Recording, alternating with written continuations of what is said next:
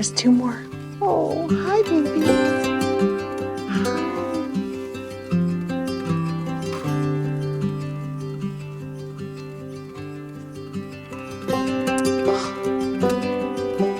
Hi, babies. I know you want to come in here, but you can't. Hello, my friends. It is a very chilly and breezy Thursday morning. We're back out at the farm. Everything looks like it stayed put overnight. And I didn't see anything show up on the trail cam, which I did set up last evening. It was starting to get dark when I came out here, so I didn't bother to film it. But we do have it there, it's operating. It's funny because when I was editing the video that went up yesterday, I noticed that I was standing here doing work. There was a deer right back there, right back there on the other side of the deer fence. You know, she was like cleaning her face and scratching and stuff, and I didn't even notice her while I was out here. And she clearly didn't care that I was here.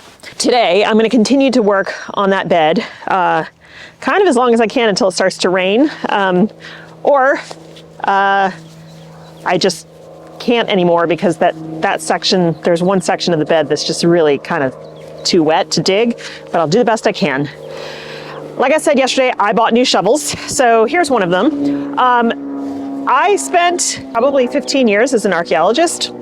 And so one of the things that I've always done, it's part of what most folks in that field, or lots of fields who use tools like this do, is sharpen their shovels. Might seem strange because you'd be like, I just get it off the rack and it's fine. But this is a very dull edge here. It's not at all sharp. And so if you're trying to move through challenging soil, like sand, no big deal. But clay, anything with rocks, etc., you want a sharp edge. So I'm gonna sharpen this shovel. I have another one that's brand new as well, but I'm not gonna sharpen that today. Thing is, when you're first starting to sharpen a shovel, it takes quite a while because it's got a really dull edge on it. Then I'd usually sharpen them, depending on how often I'm using them, maybe twice a year. But if I'm using it a lot and I notice that it's getting really dull, I'll just sharpen it as I'm using it. Like yesterday, when I was trying to use that flathead shovel, I kept sharpening it because I needed it to be as sharp as possible to cut through the soil, since it was not a rounded shovel, but a flat. So I'm going to show you how I do it. Now, I have seen people use angle grinders for this, which I guess you can do. But think about how an angle grinder moves. You are it's circular, and so what you're getting is you're developing kind of an uneven burr on the edge. So what I prefer to do is just the old-fashioned way. This is a bastard file. It is like I have a fine on one side and a medium on the other, grit, and it's just old-fashioned elbow grease.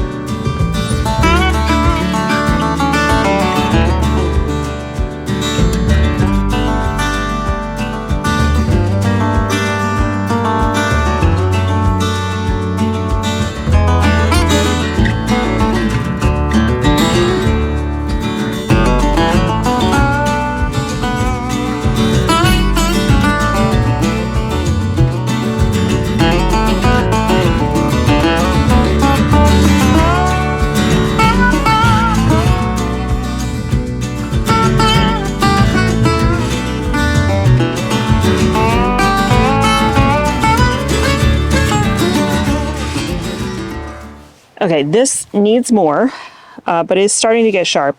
And hopefully you can see the shiny edge here. That is the sharpened edge, because if you look down here where I haven't sharpened, you still even got like that plastic coating that they put on these shovels here. So still a ways to go, but it's definitely sharper than it was. And because my hand is cramping, I always get the cramp right here in this part of the thumb muscle from holding the rasp. I'm going to go ahead and use this to get a little bit of digging done. Then we'll come back and we can sharpen it some more. But I actually do want to get some work done today. The storm that is coming in this evening to go through Friday is we could get up to 4 or more inches here. Heavy rain, high winds. So the other thing I'm going to be doing today, I'll be doing some digging and stuff, but then I'm going to go around and secure some things that I know are loose. I've got some buckets lying around, things like that. I don't want stuff to blow around and either get blown out of the deer fence enclosure onto the road, which could be super dangerous, or to blow on top of seedlings and crush them. So that's what I'll be doing, prepping for the storm and digging. So let's go get digging.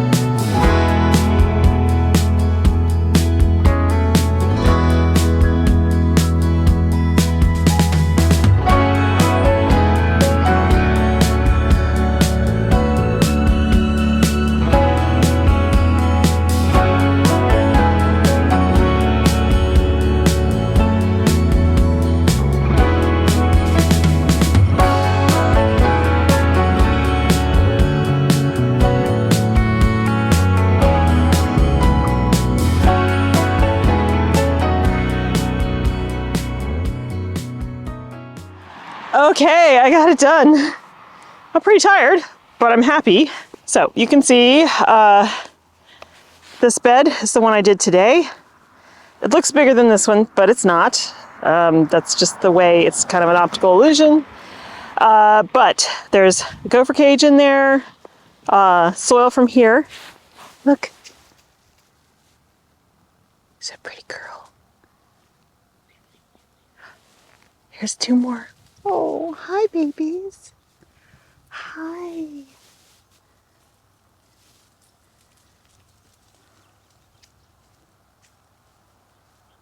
Oh. Hi babies. I know you want to come in here, but you can't. That's why we have the deer fence.